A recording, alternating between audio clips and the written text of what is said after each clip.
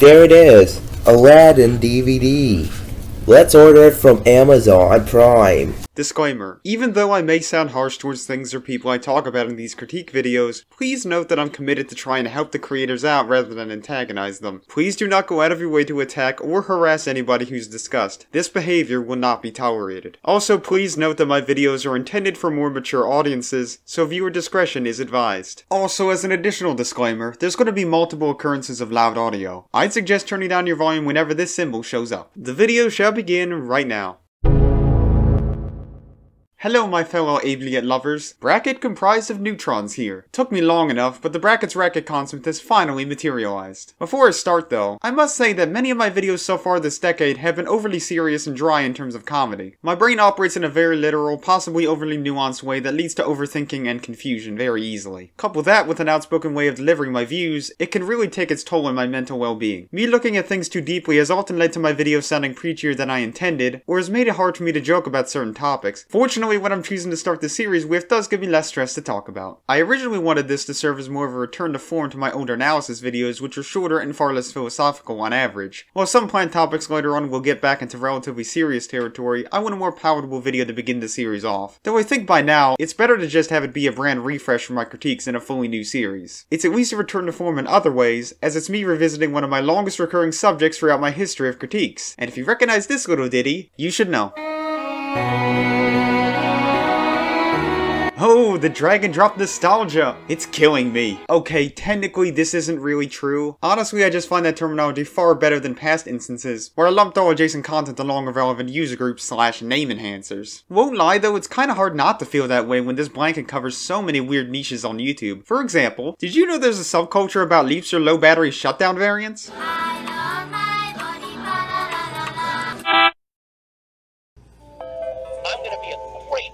I actually hate my body. La la la la la. We'll be focusing on a couple specific ones for this video, and maybe we'll return to the subject again another time. For now, however, I'd like to discuss one of the largest epicenters of the good user cult, the physical media community. Who doesn't like the concept of media you can touch? Digital rights peddlers probably. Who doesn't like the sensation of opening a case, God damn it, taking the physical media format out, and then realizing the media itself is broken, so you have to throw it away, have a funeral for it, remember in post to put flowers over this, and buy another copy. Wait, this is the same one? We're still better than being the stinky little pirate. I've actually made occasional comments directed at this community in some of my earliest rants, especially so in my Lazy Rush content video from April 2017, which mainly focused on channels who uploaded tons of home video openings and menu walkthroughs. As expected, it's not a video of mine that I look back on fondly. Nearly all my points were just lame strawmen against uploaders of those videos, and copyright absolutist shit. The latter of which is especially bad since I was doing little more than bootlicking media corporations. Yes, it may be a stretch to call that content technically fair use as it's in no way transformative, but bullish enforcement is not something I should have defended even if they did have the rights to. Whether or not their captures were of any worth, media preservation is still something that should be respected. This was during my peak contrarian phase after all, and much of that crap aged about as badly as the pseudo-intellectual cringe cops that influenced it. Of course, there's nothing inherently wrong with videos like that on principle. After all, I've done this exact kind of thing before. I buy a meat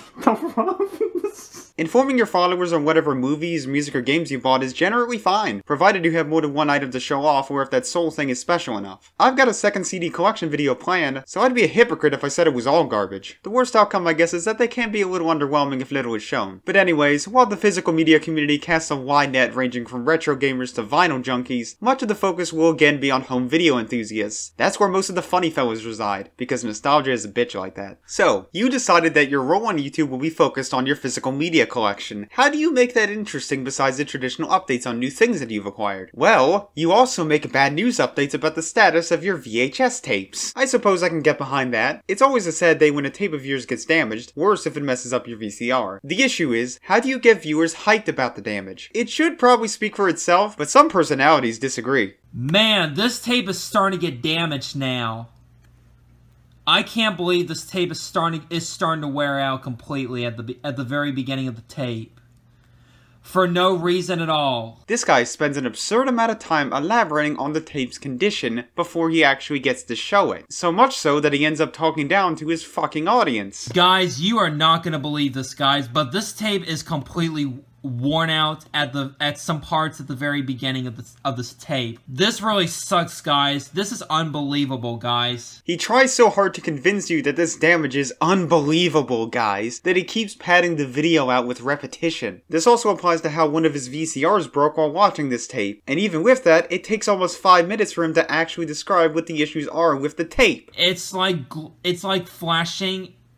The picture kind of glitches at that one part, and it gets so damaged at the very beginning of the tape, and I'm going to show the whole entire damage. But wait, that's not enough padding. He has to make sure his TV's actually muted first, and then fix his phone's camera focus and tangled up charger afterwards. Apparently, pre-planning is too much effort. Editing is for chumps. You guys are not going to believe the damage on this tape. You guys are going to prepare for yourselves for this.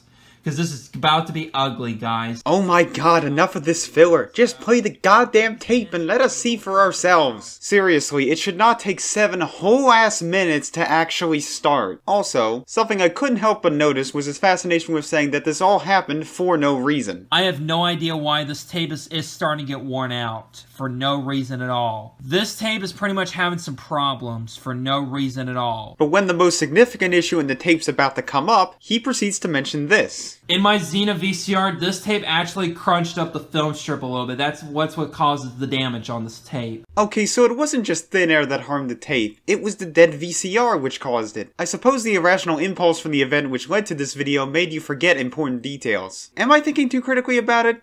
Probably, but I fail to understand how you forgot that. Look at that! Look at the picture itself, guys. This is really ugly. I agree. The glare from the lights being on is very distracting. Also, too much blue! Miss, do you know the cause of death of this man? I do. Too much blue. See that? Look at that! Did you guys just see that? That was horrible, guys. That's why this tape is completely worn out now. Yeah, that one part got really fuzzy, but don't lie to us and say that the tape's totally worn out. He even rewinds the tape just to show it again. Like we couldn't have just went back a few seconds to see it the first time. Was this intended to be put on VHS itself? Yeah, was that bad or what? Oh, sorry about that. Was that bad or what, guys? On what you guys saw the damage, those 3 parts of the damage at the very beginning of the tape. My thoughts on the damage was that it was very mid and I expected worse. All that build up just for some mild distortion? If this were a paid video, I'd demand my money back. Either this is my illiteracy to the VHS format talking, or me noticing how desperate you're trying to be with audience retention. That impression isn't helped at all, by the way, when you're trying your damnedest to promise another video about the tape if it, hypothetically, gets worse. If the tape gets damaged, even worse, or the tape gets eaten up, or if the tape breaks or something like that, then I will do the Corbin Petty reference. Like, I'll do the raging and stuff like that. Before any bold assumptions get made, I don't even mind videos being made for this purpose. It's just that much of the community over-exaggerate the video damage or take way too long to get to the fucking point. This video could have easily been around 8 minutes, possibly less, without all the wasteful delays and hiccups. Instead, we got a 17-minute long snore fest. If you're gonna hype it up, don't overdo it, as it will lead to the opposite effect. Though, to be blunt, there are much worse ways to dramatize the death of a videotape. Anyone remember this classic? A scream so fierce it makes death metal vocalists jealous. This also would make for killer instrumentation. Oh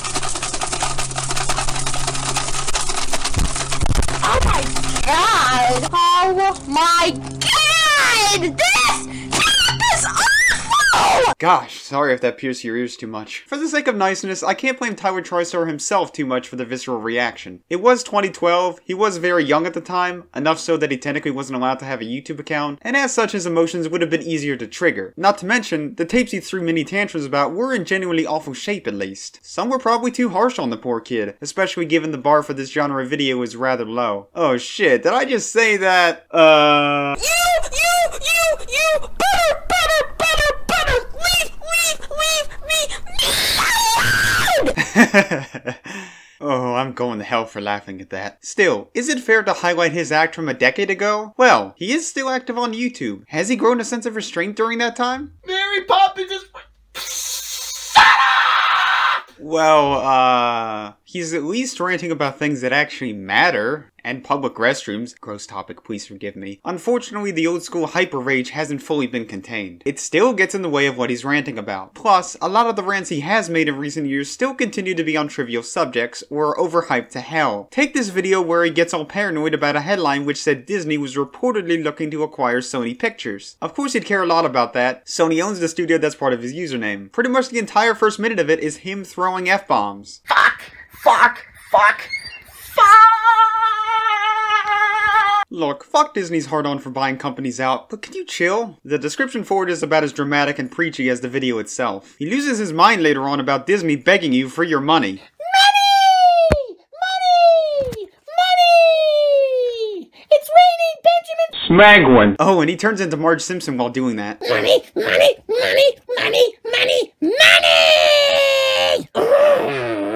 There's also a rant about his experience with Burnout Paradise, where because he had issues reversing the car in-game, he cautions us about our spending decisions. Do not spend any of your $20 bills. Why? Are there still shady bootleg apps hiding inside those bills? I could have sworn I rid my currency of those parasites years ago. Is it okay though to spend $10 bills, but not 20s? Tell me, Tyler, I need your wisdom. Seriously, guys, spend your money where you want to spend it. Okay, that didn't help at all. Guess I gotta burn my 20s now. But of course, trivial complaining is still better than being a dumb culture warrior, which is unfortunately what the video from the first clip provides. They claim that all these Disney classics that are such beloved movies that almost everybody on the planet loves, somehow, in some stupid fucking way, that they are racist.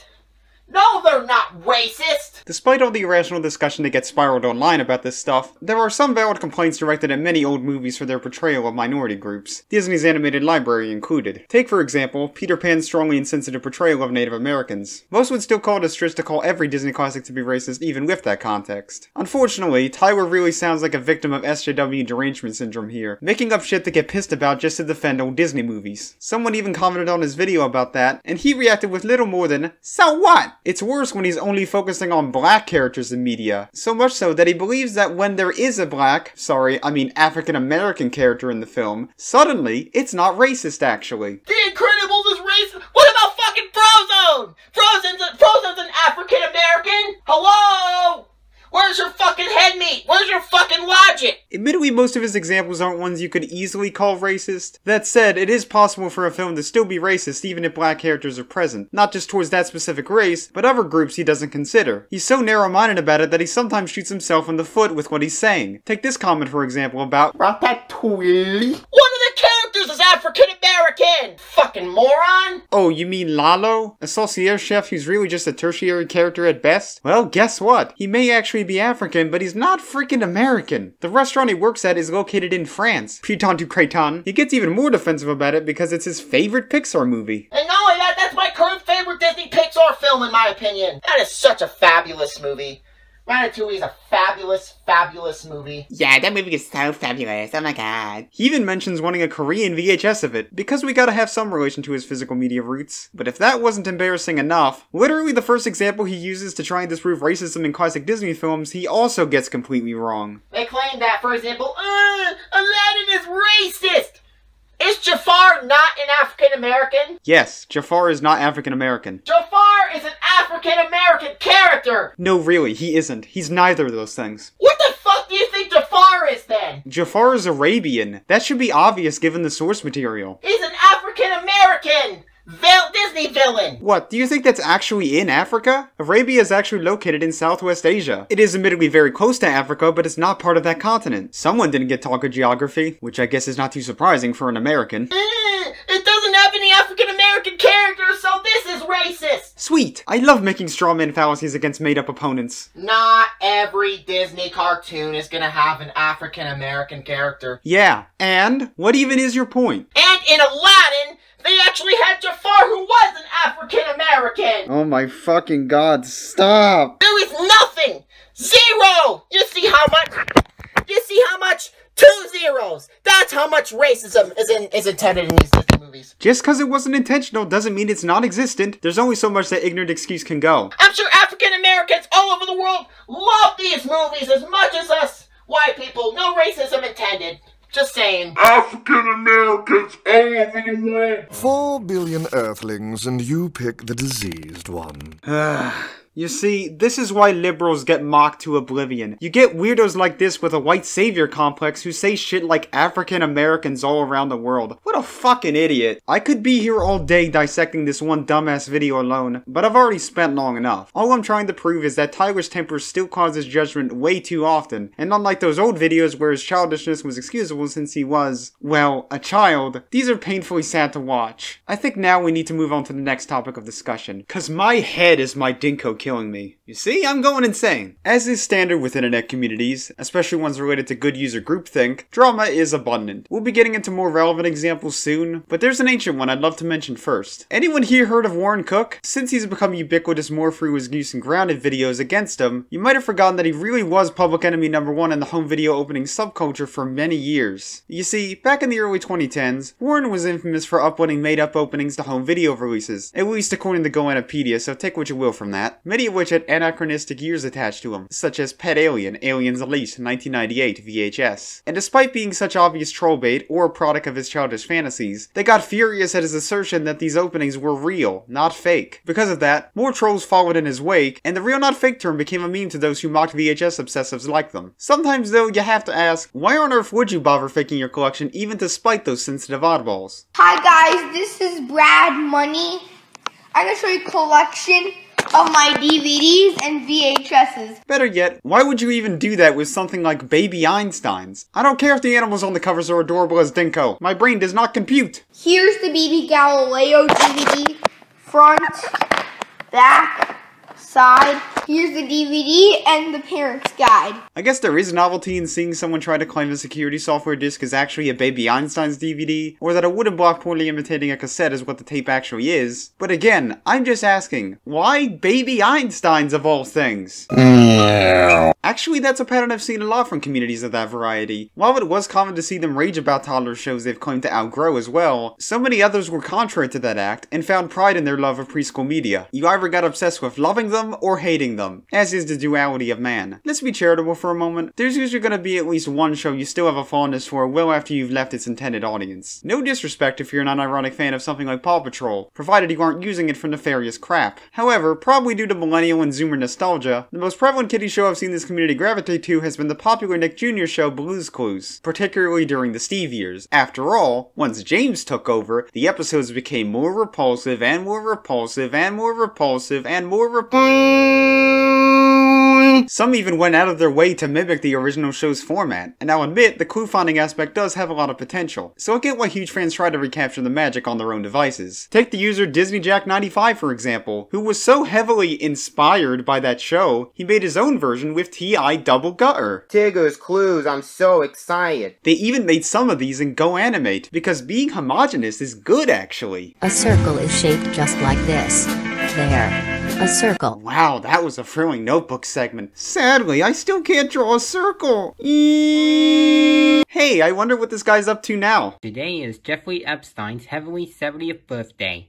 Heavenly? This guy. Heavenly. Yep, that's right. Oh right, did I forget to mention that's his fucking catchphrase? Isn't that right, Jack? Yep, that's right. And according to Wikipedia, he looked like an American sex offender. Because being a sex offender is one of the most admirable of titles a person could ever get. Does he get bonus points for who he did that with? Ugh. Unfortunately, though. Unfortunately? What in the fuck is unfortunate about an actual predator dying? I mean, unless this was about the conspiracy of the glowies killing him. Even then, why should we celebrate this shit positively? Ugh, I just wanted help in drawing things. Can this guy help me out instead? He seems trustworthy. Oh, you see a clue. And there it is. There's a clue on this alien. Hey, alien. Who? Me? You're a clue. I'm a what now? Hey, alien. Dude, I have a name, you know. You know what to do. Run away? I'm getting freaked out right now. We need our handy dandy. Rocket scooter? Please, give me one. Notebook, right? What galaxy are you even from? The network of notebook Nimrods? Oh, no. So, our third clue is an alien. Dude, that chuckle really isn't putting me at ease. What did you do to that poor little alien? they're an alien. Yes, no butt munch, Dippin' Dot. We already freaking know that. Next time you're gonna tell me you're an alien yourself. Not one I'd hug. You look like one I'd want to obliterate the planet of. Our third clue. Yep, our third clue. What are we ready for? Our thinking chair. Well, that was bullcrap. That was more of a lie than Jack's stupid notebook doodles. You can't call this video How to Draw an Alien and not even bother showing us how. Ugh! Is there at least someone who can help me? A clue! What's that? A clue? Hey, I didn't ask to get art advice from a caveman. One who thinks a red shirt looks good underneath a green striped one. Get a good taste of fashion, FredFlintstone.jpg. Oop. Sorry, let's be nice. Maybe he'll be a good artist. Alright. Espirico. Oh, that's really delicious. A bucket of crayon. Oh, that's just wonderful. Get a new one, you dingus. That's right. Steve, come now. Well, congrats, Steve. You learned something about cooling your temper. I sure hope that sticks around. But enough pseudo-therapy. Let's get to the drawing. First, let's draw her head, her glasses. Knock off brand, Steve. If you're drawing with your right hand, you should have the camera facing on the left-hand side so we can see what you're doing. Otherwise, we just have to guess where all the parts need to go. Oh, Tommy Kato, what the hell is that? Nightmares. You know what? I give up being an artist. Too many shitty tutorials from hacky kid show imposters. Speaking of kid show hosts, anyone else notice how the Wiggles is also a recurring theme on these channels? Remember that guy from a minute ago who frisked an alien? Well, they had that show on their username as well. This channel includes such thought-provoking content like, will I hate YouTube poops? No. Will I hate the Proud Family? No. Do I like bots? No. Do I think potatoes taste gross? No! Actually, I can make a game out of this. Hey, Barry Blackberry, what is your favorite Bond villain? No! What is your favorite rock band? Yes! Who do you main in Super Smash Brothers? Yes! What is your favorite Crash Test Dummies song? What is your greatest fear? No! Ah, how's it feel to be the one asked questions now, accomplice of the alien prober? Oops, sorry, what was I even talking about? Oh right, what else do these physical media plunderers obsess about a lot? Oh yeah, opening logos. It's a scientific fact. You can't be a person in the community without being a logophile. That'd be totally fine and all, if they didn't shit themselves every time a logo comes up. Pretty stars. Oh, wait a minute. What is that? Oh no, no, this is the Paramount DVD logo. No, not the flying disc. Don't go in there. No. There's this one genre of video where someone's about to watch a DVD, but is warned not to because of a scary logo at the beginning. Don't watch it. What? Just don't watch it. There's a scary logo called Direct Source. Hey! Wow, hello, Blimmy. I've got something for you. What is it? This. Ooh. No. Don't watch it. Why not? Scary logo. I'm warning you. Man, Blimmy is such a nice guy. Alright, let's put it in the DVD player. Man, that scribbly looking letter M has a very poor grasp on that DVD. Who even are they anyway? Mitchie Beanson, eh? What other masterpieces has this god amongst letters made? And with my tap, it's a ring trap. Okay, how about something that's not related to Friday Night Funkin' at Freddy's? Yo, Mitchie Beanson here. Today I'm doing a taste test video on M&M's ice cream. Oh dear, Swanky, I shouldn't have been so curious. Look at that. Let's get the green M in there on the side. Yeah, what witty observation about the packaging there, Ghost Son. Just eat the damn ice cream already, before it melts. Alright. Okay, here. It's time to test out this thing. Hang this up there so it's nice and neat. Where? Right here. Folks, this is why M&M's went woke. This is your new mascot now. Deal with it. This is bullshit. Yeah. Best ice cream ever. Yeah. You, bitchy Meanson. I hope you realize that you somehow made the concept of M&M's ice cream severely unattractive to me. And I thought this ice cream ball with a copious amount of them was bad enough. They don't sell the sexiest one anymore that looks like a goddamn Dewey bar. There is absolutely nothing worse you could have done other than that, right? And these are Starburst gummies. Okay, I guess I was wrong. Damn it, why must you ruin such sacred snacks? He sure does look like a guy who tells someone to meet his, Schmeat, I guess. Well, unfortunately, I suppose there's no way of delaying the most infamous part of the home video Hivemind. I said I was going to get to the drama eventually, and this is where that begins. Since the bar for getting these communities into a frenzy is low as balls, it's only natural that some genuine controversy applied to its most loyal members. Fellow lizards, frogs, and aliens, meet To Sobel. Not sure who this figure is, but apparently he's what many consider to be the worst influence within this circle. Numerous videos have been made poking fun at the guy, with one even claiming he's the meanest YouTuber. I'm not sure if a claim that bold really holds much weight, nor do I know why they chose to record their second video about it at a food court, but I digress. But surely there's gotta be more to him besides being an asshole, even if he is somehow the biggest one. Fortunately for us, Sobel has a stunning variety of work on his profile. To be smeg though, I think it'd be a stretch to call him a definitive member of the physical media community, at least these days. Yeah, he's technically involved, but he barely uploads anything related to that kind of thing now. To be fair, is that really any different from the other supposed members I focused on? You be the judge of that. Besides, how awful can he truly be if he has fans willing to send him videos for Blue's Clues inspired letter segments? Obviously you'd only send one if he was a nice guy. We just got a ladder. We just got a ladder. Sobel's great at singing. I wonder who it's from. Now that's how you do an opening. It's how you know Sobel only gets letters from the best. Hi, Dan Sobel. It's Anthony Fridgley. Hi, Anthony Fridgley. What amazing act will you share with us today?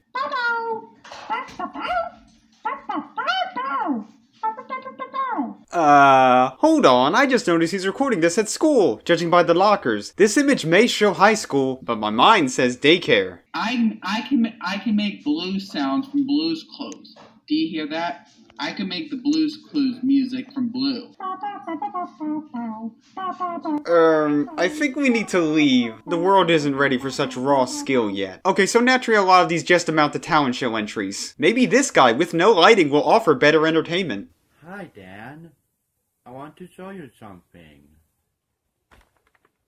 It's my 2000 VHS of Blue's Clues Blues Big Musical Movie. Man, we're even showing our favorite childhood tapes? How swanky-rific. Yep. I really love this movie so much. It's one of my favorite movies ever. You know, normally I'd be chill about this if it weren't for all the darkness in his unsettling monotone delivery. He's like a goblin, man. Look, I mean no disrespect to any of the people who are submitting clips to this series. I'd imagine there's appeal somewhere. Sadly, so many of these are very hollow and boring. A majority of this fan mail can be described as, for lack of a better term, filler. I suppose that was true for the original Blue's Clues, but that was clearly intended to keep kids' attention. Here, though, I think they all fail at that objective. Tell me, what's so special about someone showing off their favorite book or eating goldfish in a school closet? I mean, the only thing special about the latter is I'm surprised they didn't get in trouble for it. Unless you're a child in very early development, the reason for excitement is completely lost on me. Considering the target audience for these videos happens to be overgrown children, though, I guess the simplicity is just a side effect of that. I suppose that's also why they treat their audience like they're below preschoolers. I wonder what type of candy that is. Dan, we can fucking see it. If I was visually impaired, I probably wouldn't be watching this. Like I have any excuse to watch these anyway. Guess what? I'm eating Twizzlers. Watch this. For once, I'm actually happy that we don't actually get to see you eat the dumb Twazzler, even after telling us to watch. Wow, those Twizzlers are good. Wow, those eating sounds were nauseating. No exaggeration, the only mildly entertaining one of these I could find was, well... Uh-oh, Dan Sobel. This is Dipsy from the Teletubbies, and I would like to tell you what my top 5 favorite Teletubbies magical events are. You want to know what my favorite magical event is?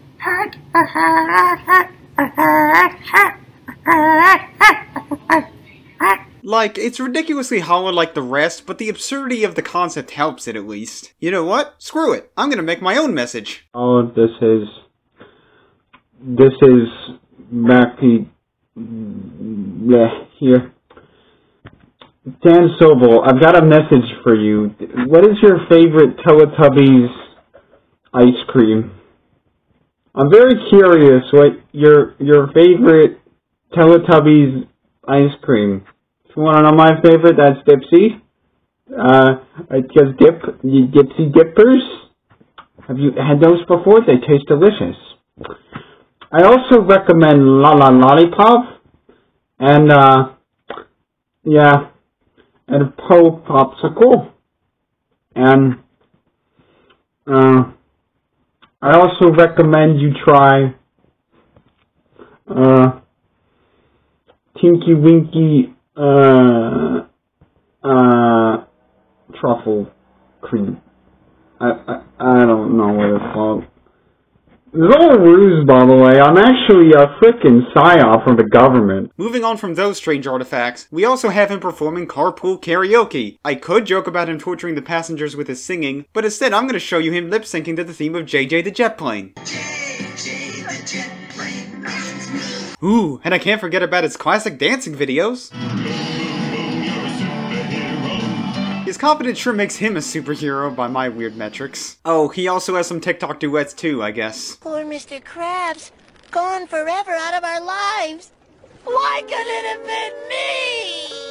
Yes, why couldn't it have been you? Oh, now you're just ripping off SpongeBob. Holy shrimp! I didn't know Nickelodeon was doing a live-action adaptation of Spingle Bingle. Well, one that's not in an alternate dimension or a musical. Never saw the Sponge as a Halo fan, but what even is this timeline we're living in? Microsoft probably bought Nickelodeon out. I am the fastest button masher on this app. I've been smashing buttons for 100 years. Damn, so retro. Honestly, I don't know why Dan bothered sharing this one, since not only is this a duet of a duet, he doesn't even make Yoshi Poo 99 eggs faster than the original. He's also got videos talking to famous characters using AI voice generators. You know I still live in the rock next to Squidward's house in SpongeBob's People. Yes, I do remember that you live in a rock. These are somehow probably more dry and unnatural than the AI voices themselves. Hi, To Sobel, it's me, Ant. Wait a minute. Are you Ant from Word World? Yes, from Word. Is this really the future of communication? Talking to a cartoon ant that sounds like he's got his tongue swollen, or gauze in his mouth from getting his wisdom teeth pulled. And I'm also Ant, that Word World. Hi, dear. It's true, Ant. You are my favorite character from Word World. How the hell do you understand what they're even saying? After all, you did say that Ant actually talked to you. It's not like you just typed out things for the AI synthesizer to poop out. Nope, Ant really spoke to you. In real world. I admit it's funny though seeing how poorly some of the words are pronounced. That's all. Dan, you absolutely caused that ant to pass out. I swear, if there's any proof that AI generation is basically worthless, look to this process sludge as a primary factor. One last thing I'll mention about the filler content is this one where he shows off his birthday gifts. Hi everybody, it's me, Dan, and I like to say thank you so much for sending me cool birthday shoutouts. And I'm praying during this because I want even more. You know, for a channel that had strong connections to the home video subculture, I don't see any of that stuff as gifts here. Most of his presents are just lame kitty toys. Dog. Piano solo.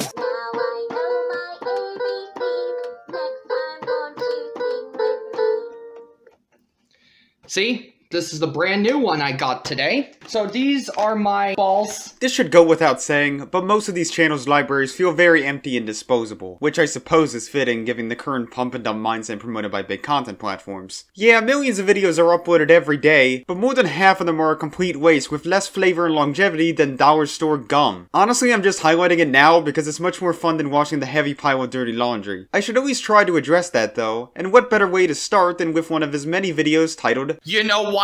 These are primarily directed at other members in his tight-knit community, often to express distaste. Other times though he would just make them to ask a friend when a new episode of Blue's Clues and You is airing or something like that. But naturally, the former is the only kind that truly matters. That's so it. I now hate Carter Joseph, aka Connor Bile.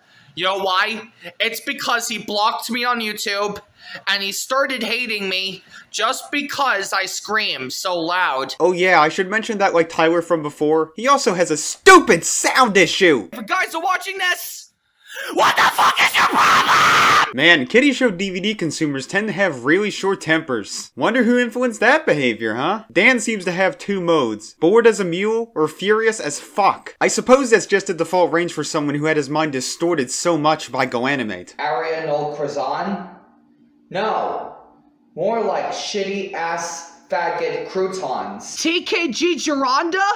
No! More like doggy diarrhea granola! It ran so deep into his brain, he even does the funny text-to-speech letter spam thing. H-H-H-H-H-H. Dude, stop abusing my letter H. And of course, he also does the grounding thing with random numbers. You are grounded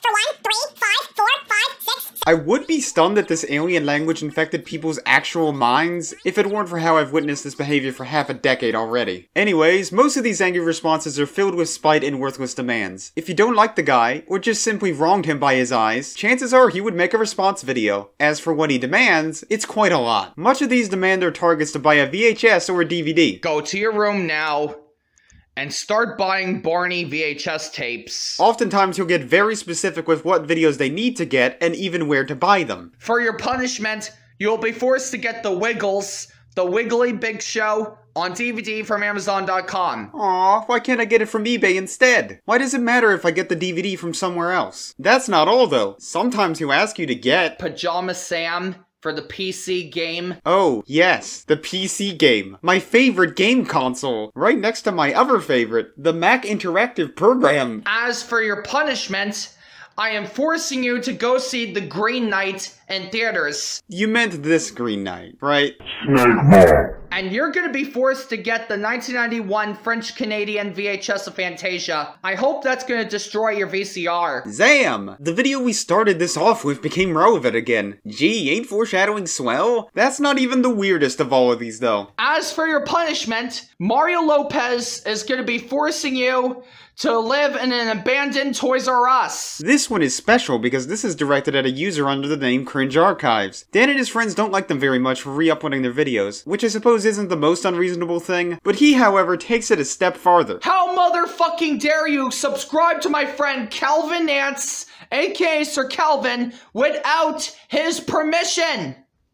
You know you are not allowed on Calvin Nance, aka Sir Calvin's channel. According to this guy, he thinks the block button prevents full access from their channel and means you aren't allowed to subscribe to it. Sure, this user may have subbed only to collect dirt on them, but there's nothing you can really do to lock them out. Even if that was a system in place at YouTube, good luck actually enforcing it. If I catch you stealing videos from my friend Calvin Nance, aka Sir Calvin, I am going to give you a copyright strike. Also according to this guy, Dan believes he has the right to claim content that's not his to begin with for takedowns. All just to get a channel he hates terminated. What authority does he even have to take down stuff that isn't his anyway? That is, unless somehow by joining the community, you contractually give Dan the copyrights to any work uploaded. Granted, I could honestly call this more of an empty threat on his part. Following a claim like that would probably not be something he'd know how to do, even if this was on behalf of somebody else. There's also this one angry response, which he recorded in his jammies, regarding someone who commentated on him in a pal. Dude, why in the names of God did you make a commentary video out of me? Just because I hated Zoe the drawing cat. And what's even worse is,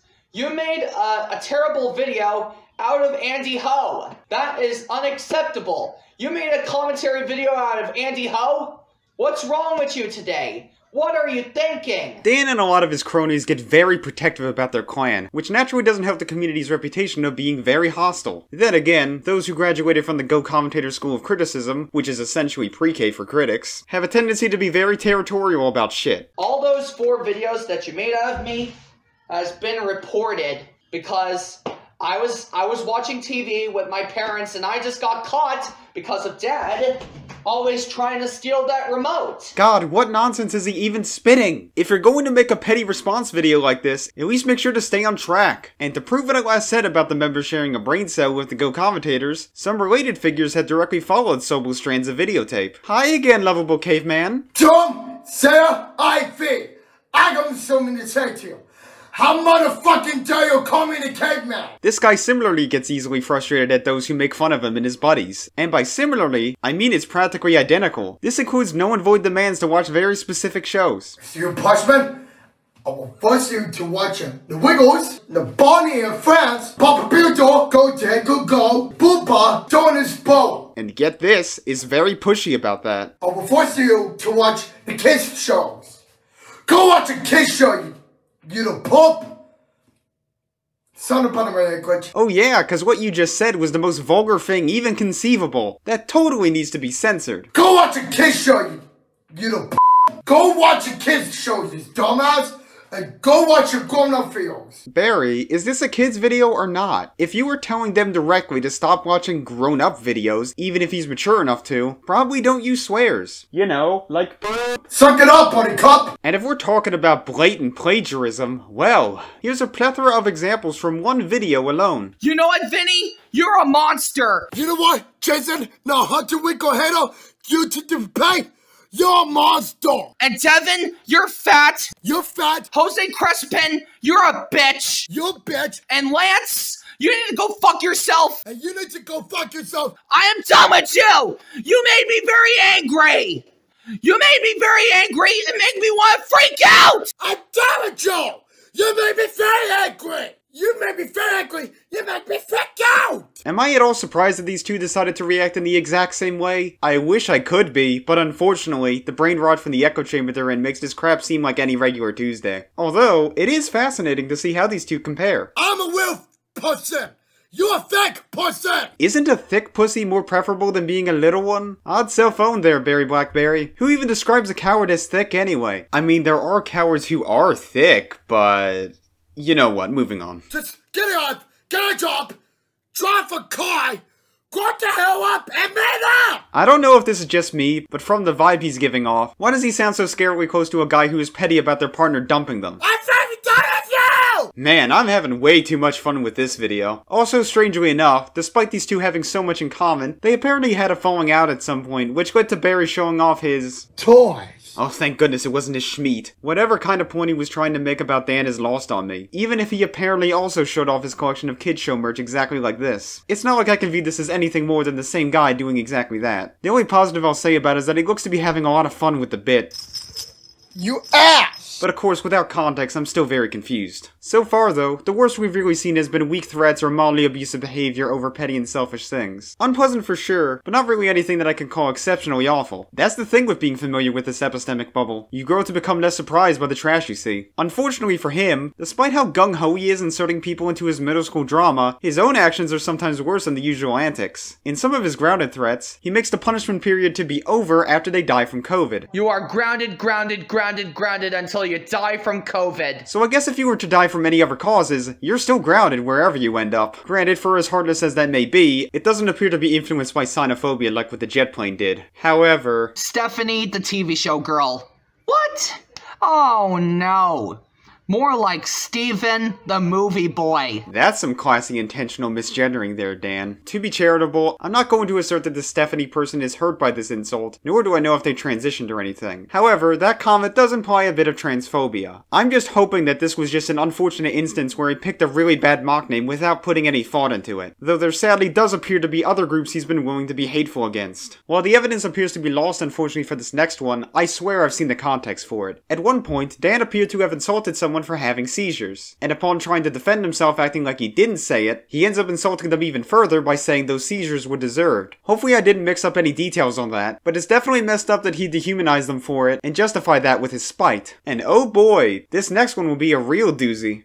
Your turn, Dan Sobel. Name all the things that start with the letter N. Don't even think about apologizing, you black And it doesn't just involve using that one slur either. There's one video he made telling his followers not to follow somebody, where this is the reason he gave. Do not ever subscribe to him because he looks exactly like Cleveland Brown. Ordinarily, a comment like that probably wouldn't mean all too much, though given what I played earlier, it's far easier to assume racist intentions with that. Even without this, it's one of the more ridiculous reasons he's given to not follow a channel, even by his absolutely screwed standards. I could say not to follow him because he looks a lot like Dan Schneider, and it would be about as good a reason not to subscribe to him as what his was. Lastly, apparently during a group call, Dan had tongue-kissed his dog on camera. Yeah, this filth really goes that deep. As far as I'm aware, this was likely something requested by a few sick trolls preying on his gullible nature. I'm not defending either of them here for that reason, but Dan absolutely should have known better, and the fact he acted on this request is even more sickening. Hard to argue he isn't a zoophile when the evidence of this action exists. I could say more, but honestly I just want to wrap this whole thing up. So, to answer the question posed at the start of this segment, is Dan Sobel really the meanest YouTuber even with all that stuff factored in? Even if applied exclusively to the physical media community, I still don't think so. Dan is indeed a jerk and a bad influence, influence, but I think his other issues should be more of a priority. His clones are of very similar levels of hostility, some potentially greater. Even then, there's only so much I can take these loaded claims to heart with how goofy the community itself is. Maybe I've just got outsider bias though. I still can't deny Dan and the rest make the physical media community into more of a laughingstock. Half of their identity is founded upon never growing out of their childhoods, and those cults have a reputation for being some of the most insufferable. Poetic in a way, I admit, but ultimately more depressing yet still hard to take seriously. I don't expect any major shifts to happen within the community. After all, there will just be more infamous weirdos to fill in their shoes. The factory-born sons of GoAnimate simply just have being annoying, entitled dicks as a neurological trait, and I don't think that can really be undone. And sadly, most critics of them suffer from the same issue with acting superior and spreading dishonest accusations, and I unfortunately expect a lot of my words to be parroted by such actors when they discover this video. Such is the nature of online criticism after all, where the quest for validity trumps any attempt at being a good influence. Topics like these should be viewed for what they are. Trivial bullshit that shouldn't be in any way conflated with actual issues ongoing. There's definitely still a place for these relatively more laid-back analysis videos, since bubbles like those offer plenty to discuss. But even for the genuinely awful moves done by Dan and company, be realistic about it and don't pretend that groups like these are the reason for societal ills. But that's another gross phenomenon I'll need to discuss on a later date. Anyways, that was a fun dive through the most infamous and pretty obscure aspects of the home video Hivemind. There was a ton of comedic opportunities for this one, especially with how diverse their contributions are. Obviously not everything could be mentioned, and I strongly suggest you look further into these topics for yourself, and maybe contribute your own videos or writings about it. Despite wanting to make a shorter video to return, my curious mind had other plans. The next installment shouldn't be as long though, I hope, and that would likely be an updated rework of my rant on call-out culture. Before that though, I want to share my inner music geek again, ironically enough through my collection of some form of physical media. As always, thank you very much for watching. To those who like this, please be sure to like and subscribe.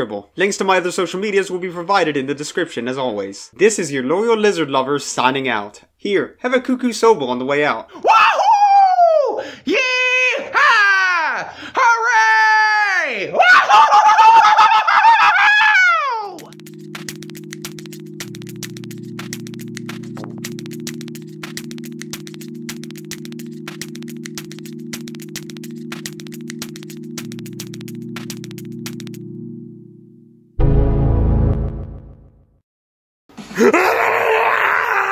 Goodbye!